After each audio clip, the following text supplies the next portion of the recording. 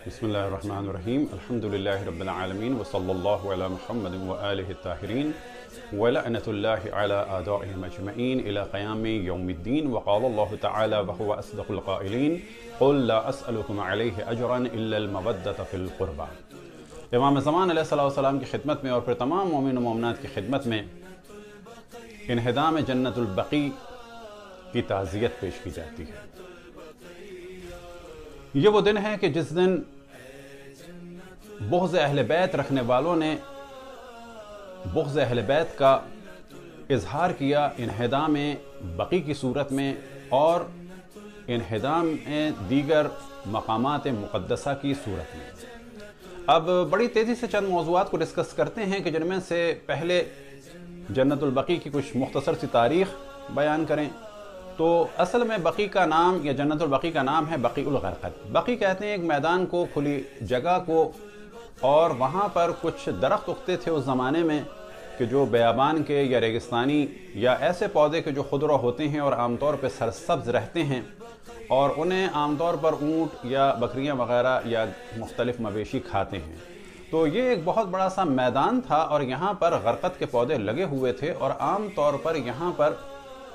مدینے والوں کے اونٹ اور مویشی آ کر چرا کرتے تھے۔ تو اس جگہ کو کہا جاتا تھا بقیع الغرقد۔ اسی کے پیچھے قبرستان تھا جس کا نام تھا حش الکوكب، کہ جو یہودیوں کا قبرستان تھا۔ لیکن ہجرت رسول اللہ صلی اللہ علیہ وسلم سے پہلے اس جگہ پر صرف درخت ہوتے تھے، یعنی پودے ہوتے تھے غرقد کے، اور یہاں پر چراگاہ تھی۔ جب رسول اللہ صلی اللہ علیہ وسلم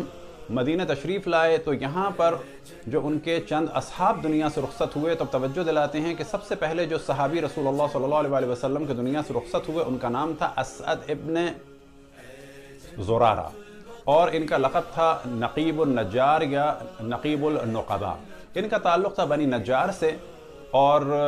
نقیب کہا جاتا ہے ان لوگوں کو کہ جن کو سپرویژن دی جاتی ہے کسی کام کی یا اعداد و شمار کی، کہ کچھ کام کرنا ہو اور دیکھنا ہو لوگوں کے بارے میں اور ان کی رپورٹ تیار کرنی ہو۔ تو بنی نجار کے معاملے کو دیکھتے تھے رسول اللہ صلی اللہ علیہ وسلم کی جانب سے جناب اسعد ابن زرارہ، اور ان کی وفات ہوئی جب مسجد النبوی تعمیر ہو ہی رہی تھی۔ تو سب سے پہلے یہ یہاں پر دفن ہوئے۔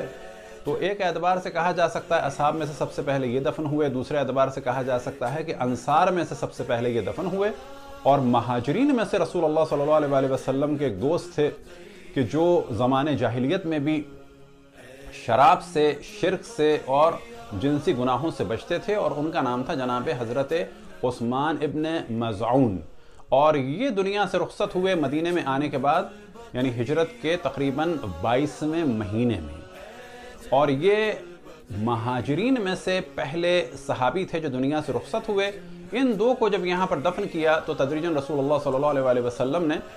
تو اس جگہ کا انتخاب کر لیا تھا قبرستان کے عنوان سے۔ بعد میں اس کی اہمیت بڑھتی چلی گئی، خصوصاً جب یہاں پر حضرت فاطمہ بنت اسد اور اسی طرح سے حضرت عباس ابن عبد المطلب، اور پھر یہ جگہ منسوب ہے حضرت فاطمہ سلام اللہ علیہا کے بھی دفن سے، لیکن اس کے بارے میں ہم ایک اور ڈسکشن کریں گے۔ اور پھر امام حسن علیہ السلام، امام زین العابدین علیہ السلام، امام محمد باقر علیہ السلام، اور امام جعفر صادق علیہ السلام، اور اسی طرح سے اس کے ایک اور حصے میں حضرت حلیمہ سعدیہ ہیں، ازواج رسول اللہ صلی اللہ علیہ وسلم ہیں، اور رسول اللہ صلی اللہ علیہ وسلم کی اور مولا امیر المومنین کی پھوپھی حضرت صفیہ، حضرت ام البنین، اور اسی طرح سے دیگر ہستیاں کہ جن کا تعلق رسول اللہ صلی اللہ علیہ وسلم کے گھرانے سے ہے۔ اب یہاں پر ہم توجہ دلائیں کہ یہیں پر ایک قول کے مطابق خلیفہ سوم کی بھی قبر ہے، یعنی جناب عثمان ابن عفان کی، لیکن اصل میں جب انہیں قتل کیا گیا، اور اس جانب توجہ رہے کہ ان کے کفر کا فتویٰ اور ان کے قتل کا جو فتویٰ تھا وہ حضرت عائشہ نے دیا، اور ان کے مقابلے میں جو سب سے آگے ذات تھی وہ جناب عائشہ ہی کی تھی اور طلحہ اور زبیر کی، اور انہی کے حکم سے ان کے خلاف یہ ساری بغاوت ہوئی یا جو بھی کچھ ہوا، اور اس کے بعد انہیں قتل کیا گیا، اور قتل کے بعد 3 دن تک ان کی نہ غسل ہوا، نہ کفن ہوا، نہ دفن ہوا، نہ نماز جنازہ کی مہلت ملی، اور کسی صحابی نے بھی یہ کام انجام نہیں دیا، یہاں تک کہ دفن کے لیے بھی جن لوگوں نے کوشش کی تو ان کو بھی قتل کیا گیا۔ بالآخر انہیں یہودیوں کے قبرستان میں حش الکوكب میں دفن کر دیا گیا۔ بعد میں مروان نے اس کو دیوار توڑوا کر بقیع میں داخل کیا، اور پھر معاویہ نے اپنے دور میں اس پورے بقیع کو بڑھا دیا اور حش الکوكب کو بھی لے لیا، تاکہ کہا جائے یہ خلیفہ سوم جو ہیں فی الحال بقی میں ہیں اور مسلمانوں کے قبرستان میں ہیں، لیکن تمام کتب اہل شیعہ اور اہل سنت کے مطابق وہ دفن جب ہوئے تھے تو اس وقت وہاں پر یہودیوں کا قبرستان تھا کہ جس کا نام ہے حش القوقب۔ اب یہ ذہن میں رہے کہ وہابیوں نے جو ان کو منہدم کیا، تو پہلے توجہ رہنی چاہیے کہ اس وقت کی جو وہابی حکومت ہے یہ دو گروہ ہیں کہ جو حکومت کر رہے ہیں۔ ایک آل شیخ ہیں کہ جن کا کام ہے دینی امور کو سنبھالنا، اور ایک آل سعود ہے جن کا کام ہے سیاسی امور کو سنبھالنا۔ یہ دونوں مل کے حکومت کر رہے ہیں۔ اب انہیں کہا جاتا ہے کہ یہ عبداللہ ابن وہاب کے پیروکار ہیں، تو یہ بھی صحیح ہے، لیکن خود عبداللہ ابن وہاب جو ہے وہ ابن تیمیہ کا پیروکار ہے، اور اصل سلفیت اور وہابیت اور یہ تکفیریت جو ہے اس کا تعلق جو ہے وہ ابن تیمیہ سے ہے، زیادہ پرسنٹیج کے اعتبار سے، اور پھر ان میں کچھ حنبلی نظریات کی بھی شدت ہے، اور یہ سب کا مرکب ہے یہ وہابیت اور سلفیت۔ اب اس جانب توجہ رہے کہ یہ جو انہوں نے قبور کو گرایا ہے تو ان کا نظریہ یہ ہے کسی قبر پر بھی کوئی گنبد یا چھت نہیں رہنی چاہیے۔ تو یہاں پہ سوال پیدا ہوتا ہے کہ رسول اللہ صلی اللہ علیہ وسلم تو دفن ہی چھت کے نیچے ہوئے تھے، اور پھر خود ان کے دور میں اور بعد میں خلفاء کے دور میں جو علاقے فتح ہوئے وہاں پر بھی انبیاء کی قبور تھی اور کسی کو بھی منہدم نہیں کیا گیا تھا۔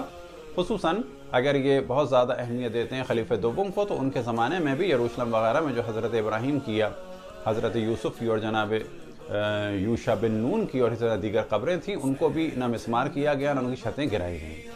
تو پہلے مرحلے میں تو ان کا پرابلم یہ ہے کہ یہ کہتے ہیں کسی بھی قبر پہ چھت نہ ہو، اور آج بھی وہ کہتے ہیں کہ رسول اللہ صلی اللہ علیہ وسلم کے بھی گنبد کو گرانا واجب ہے، فقط یہ مسلمانوں کے خوف سے یہ کام انجام نہیں دے رہے ہیں۔ اور یہ آپ کو بعض ویڈیوز، ایک انڈین سلفی مولوی بھی ہے اس کی بھی مل جائے گی، کہ جب اس سے سوال ہوا تو اس نے کہا کہ ہاں ایسے بھی گرانا واجب ہے، اور جب موقع ملے گا تو گنبد رسول اللہ صلی اللہ علیہ وسلم کو بھی گرا دیں گے معاذاللہ۔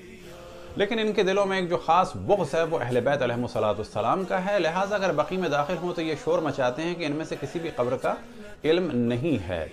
یہ قبریں ہیں اصحاب کی، اہل بیت کی اور عام مسلمانوں کی، کسی کا بھی علم نہیں ہے۔ لیکن اگر ان سے پوچھا جائے کہ عثمان ابن عفان کی قبر کہاں ہے تو خوشی سے بتاتے ہیں، اور اس قبر پہ کہ جو منسوب ہے خلیفہ سوم سے، وہاں پر لوگ جاتے ہیں تو کسی قسم کا نہ کوئی پہرا ہے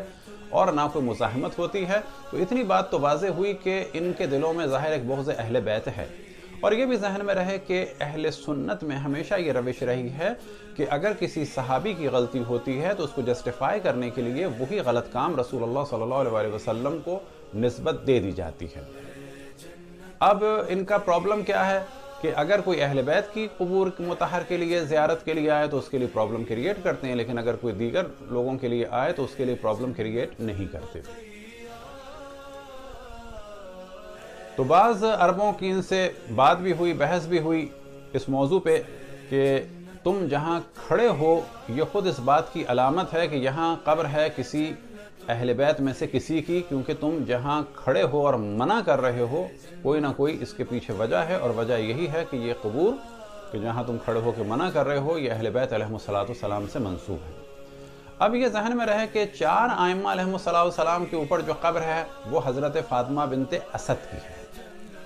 نہ کہ حضرت فاطمہ بنت رسول اللہ صلی اللہ علیہ وسلم کی۔ حضرت فاطمہ سلام اللہ علیہ کے قبر مطہر کے بارے میں 3 جگہوں کا تاریخ میں ذکر ملتا ہے، کیونکہ جناب سیدہ سلام اللہ علیہ نے اپنی قبر کو پوشیدہ رکھنے کی وصیت فرمائی تھی۔ بس ایک قول یہ ہے کہ خود آپ کو آپ کے گھر میں دفن کیا گیا، دوسرا قول یہ ہے کہ آپ قبر رسول اللہ صلی اللہ علیہ وسلم اور منبر رسول اللہ صلی اللہ علیہ وسلم کے درمیان کسی جگہ پر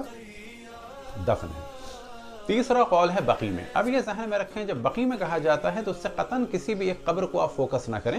بلکہ روایتوں میں نقل ہوا کہ صبح جب جناب سیدہ سلام اللہ علیہ کو رات کو جب دفن کر دیا گیا تو اس کی اگلی صبح بقی میں، اور بعض جگہ اس طرح سے محسوس ہوتا ہے کہ خود مدینہ میں 40 سے زیادہ نئی قبریں بنی ہوئی تھیں، اور ان سب کے بارے میں احتمال دیا جا رہا تھا کہ ان میں سے کسی ایک قبر میں حضرت فاطمہ سلام اللہ علیہ مدفون ہیں، لہذا خلفاء نے چاہا کہ خواتین کو بلایا جائے اور قبر کو کھودا جائے اور یہ اس پر نماز پڑھیں، لیکن مولا امیر المومنین نے یہ کام نہیں ہونے دیا۔ پس بقی میں جو قبر ہے تو اس کے بارے میں توجہ رہے کہ وہ بقی میں ایک قول ہے، لیکن کس سمت میں ہے اور کون سی قبر ہے اس کو فوکس نہیں کرنا چاہیے، اور کسی بھی قبر کو پوائنٹ آؤٹ کر کے حضرت فاطمہ سلام اللہ علیہا سے منسوب نہیں کرنا چاہیے، کیونکہ یہ ان کی خواہش اور وصیت کے برخلاف کام ہے۔ اب جو ان کا اصل پرابلم ہے وہ یہ کہتے ہیں کہ یہ قبروں کی عبادت ہو رہی ہے۔ وہابیوں کا ایک اصل پرابلم ہے کہ وہ عبادت اور احترام میں فرق نہیں کر پاتے، لہٰذا ایک واقعہ آپ کے سامنے بیان کرتے ہیں جس سے ان کا جواب بھی مل جائے گا، اور ان کا جو پرابلم ہے کہ جہاں پر یہ کنفیوز ہیں یا اپنے آپ کو کنفیوز ظاہر کر رہے ہیں وہ بھی کلیئر ہو جائے گا۔ وہ یہ کہ حضرت آیت اللہ العظمیٰ سید شرف الدین موسوی العاملی کے جو لبنان کے علماء اور مراجع الزام میں سے تھے، جب وہ عبدالعزیز کے زمانے میں یا شاید سعود کے زمانے میں جب زیارتوں کے لیے گئے، حج کے لیے گئے، اور حج کے بعد ان شاہی افراد سے بھی ان کی ملاقات ہوئی کیونکہ وہ اس زمانے کے مراجع میں سے تھے اور لبنان سے گئے تھے، تو انہوں نے ایک قرآن دیا اس کو، اور اس قرآن کی جلد جو ہے وہ لیدر کی تھی۔ جب اس کو یہ قرآن دیا تو اس نے اس قرآن کو چوما، اور جیسے ہی اس نے چوما تو حضرت آیت اللہ العظمیٰ سید عبد الحسین شرف الدین موسوی العاملی نے فرمایا کہ تم نے اس وقت شرک کیا ہے اور چمڑے کی عبادت کی ہے، یعنی لیدر کی عبادت کی ہے۔ اور یہ سب کے سامنے انہوں نے کہا، اور وہ گھبرا کے کہتا ہے کہ میں نے کیا کیا؟ تو آپ نے کہا تم نے اس وقت جو ہے وہ لیدر کو یعنی چمڑے کو تم نے چوما ہے، اس کی تم نے پرستش کی ہے، اس کی عبادت کی ہے، اور یہ تم نے شرک کیا ہے اس وقت۔ تو اس نے کہا نہیں، میں نے تو قرآن کو چوما ہے۔ انہوں نے کہا نہیں، تم نے قرآن کو نہیں چوما، قرآن تو اندر ہے، تم نے چمڑے کو چوما ہے۔ تو اس نے کہا کہ نہیں، کیونکہ قرآن پر چمڑا ہے تو میں نے اس نیت سے چوما ہے۔ تو آپ نے فرمایا ہم بھی جب قبر رسول اللہ صلی اللہ علیہ وسلم کے اوپر جو چیز ہے، چاہے وہ لوہا ہو یا سونا ہو یا چاندی ہو یا جو بھی چیز ہو، اس کو چومتے ہیں تو ہم اس کی عبادت نہیں کرتے ہیں، بلکہ احترام جسم مطہر رسول اللہ صلی اللہ علیہ وسلم سے منسوب یہ جگہ ہے تو اس کا احترام کرتے ہیں۔ بس وہابیوں کا جو جواب ہمیں دینا چاہیے کہ احترام میں تکریم میں، یعنی احترام تکریم ایک ہی بات ہے، اور عبادت میں فرق ہے۔ اب ایک اور چیز کہ جس کے ذریعے سے آپ وہابیوں کو ایک طرح سے لاجواب کر سکتے ہیں، وہ یہ کہ ان سے کہا جائے کہ کیا برتھ ڈے کا تم کھانا کھاتے ہو یا نہیں کھاتے، یا کوئی بھی کسی کا نیشنل ڈے ہو، خصوصاً سعودی بڑا شور مچاتے ہیں اپنے نیشنل ڈے کے لیے، اور ان کے مفتی نے فتویٰ بھی دیا تھا کہ سب پر لازم ہے کہ اس میں شرکت کریں۔ تو اگر سعودی نیشنل ڈے ہے، یا فرض کریں کسی بھی کمپنی کا کوئی اینول فنکشن ہے، یا کسی بچے کی برتھ ڈے ہے، تو برتھ ڈے کا جو کھانا ہے وہ کھانا حلال ہے یا حرام ہے، تو آپ کو کوئی بھی سلفی ایسا نظر نہیں آئے گا جو ان چیزوں کے بارے میں کہیں کہ یہ حرام ہیں۔ لیکن اگر یہی اینیورسری یا یہی برتھ ڈے منسوب ہو رسول اللہ اور آل رسول اللہ صلی اللہ علیہ وسلم سے، تو اس کے بارے میں یہ زیادہ شور مچاتے ہیں، کیونکہ ان کا اصل موضوع یہ نہیں ہے۔ ان کا اصل موضوع ہے احترام رسول اللہ میں کمی کرنا صلی اللہ علیہ وسلم میں، اور احترام اہل بیت رسول اللہ صلی اللہ علیہ وسلم میں کمی کرنا۔ پھر یہ کہ ان کا باقاعدہ میوزیم بنا ہوا ہے کہ جہاں پر ان کی آل سعود کی ساری چیزیں ہیں۔ آل سعود کی چیزوں کا میوزیم ہو، وہ پریزرو کی جائیں تو کوئی بات نہیں ہے، لیکن اگر اہل بیت سے منسوب کوئی چیز ہے، خصوصاً رسول اللہ صلی اللہ علیہ وسلم جہاں پر متولد ہوئے، جو گھر تھا، اسی طرح جو کنویں تھے، یا مولا امیر المومنین جو کنویں کھودے تھے ابیار علی کے نام سے منسوب تھے، ان کو محفوظ رکھنا ان کے نزدیک شرک ہے، کفر ہے، لیکن ان چیزوں کو محفوظ رکھنے میں ان کے لیے کوئی حرج نہیں ہے۔ اسی طریقے سے آپ لوگوں کو، نوجوانوں کو یہ چیز دیکھنی چاہیے، آپ جا کے گوگل میں سرچ کریں خیبر، اور خیبر کے مختلف آپ کو کلپس بھی مل سکتے ہیں، ویڈیو کلپس بھی ملیں گے آپ کو، اس کے فوٹوز بھی ملیں گی، تو آپ دیکھیں اس کو انہوں نے باقاعدہ پریزرو کیا ہوا ہے، ارد گرد انہوں نے باڑ لگائی ہوئی ہے۔ تو ساری چیزیں جو رسول اللہ صلی اللہ علیہ وسلم سے اور اہل بیت سے منسوب ہیں، ان کو تو وہ مسمار کر رہے ہیں، لیکن خیبر کے محلے کو، قلعے کو، جگہ کو، سب کو انہوں نے رکھا ہوا ہے، باقاعدہ اس کی رینوویشن ہوتی ہے، لہٰذا بعض دیواروں کو آپ دیکھیں گے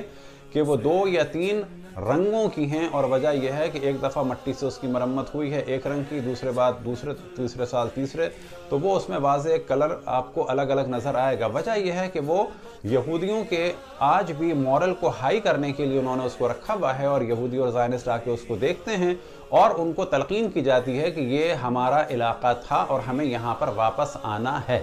اب اس کی ایک اور وجہ بھی یہ ہے کہ آل سعود جو ہیں، خود ان کا جو شجرہ ہے وہ خیبر کے اور قینقاع کے یہودیوں سے ملتا ہے، اس کو یہ لوگ خود بھی مانتے ہیں، اور آج ان کی پالیسی سے یہ بات واضح ہو جاتی ہے۔ اب جو ہمارے نوجوانوں کی ضرورت ہے، ہماری ضرورت ہے کہ اپنی آواز کو بلند کریں۔ سب سے پہلا موضوع یہ ہے کہ حقانیت اہل بیت علیہم السلام پر کوئی کمپرومائز نہیں ہونا چاہیے۔ دشمنان اہل بیت علیہم السلام کا علمی طریقے سے اور ایک ڈیسنٹ طریقے سے ان کا محاسبہ ہونا چاہیے، ان کا انٹروڈکشن کرانا چاہیے، لیکن صاف زبان سے کہ جو اس وقت کی ایک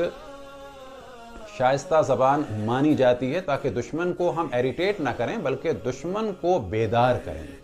فرق ہے تنگ کرنے میں اور فرق ہے بیدار کرنے میں۔ اسی طریقے سے ہمارے نوجوانوں پر لازم ہے کہ وہ سوشل میڈیا میں آگے سے آگے بڑھیں، مختلف سوشل میڈیا پر، چاہے حتیٰ وہ کسی قسم کا بھی سوشل میڈیا ہو، اس کو پازیٹیو یوز کریں۔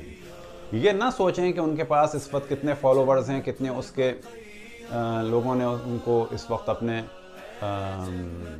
سبسکرائب کیا ہے، بلکہ آج آپ شروع کریں۔ جتنے نوجوان سن رہے ہیں ان پر لازم ہے کہ ہر نوجوان 2 4 مختلف سوشل میڈیا پہ اپنے اکاؤنٹس بنائے، اہل بیت علیہم السلام کی خدمت کے لیے، مختلف ناموں سے ہوں، حتیٰ بعض ماڈرن نام ہوں، اور آج سے آپ کام شروع کریں۔ ممکن ہے ان میں سے ایک پیج 2 مہینے کے بعد، اور ممکن ہے کہ ایک پیج 4 سال کے بعد ایک بہت بڑا پارٹ پلے کر سکے۔ لہٰذا سوشل میڈیا پر آ کر اہل بیت کی خدمت میں کوتاہی نہ کریں، ان کے دشمنوں کے محاسبے میں کسی قسم کی کوتاہی نہ کریں۔ اسی طرح سے جو بھی ان کے دشمن اس زمانے کے ہیں، ان کے چہروں سے نقاب ہٹانے میں کسی قسم کی کوتاہی نہ کریں۔ بس آل سعود کے خلاف جو ہے آپ نوجوانوں کو سوشل میڈیا پر آ کر مختلف موضوعات کو ڈسکس کرنا چاہیے، مختلف پٹیشنز جو ہیں دائر کرنی چاہیے، اور اپنے آپ کو کبھی بھی آپ لوگ جو ہے وہ کم نہ سمجھیں، کبھی بھی اپنے آپ کو انڈر اسٹیمیٹ نہ کریں۔ آپ میں سے ایک نوجوان جو اس وقت یہاں پر بیٹھا ہے، اس وقت ممکن ہے کہ وہ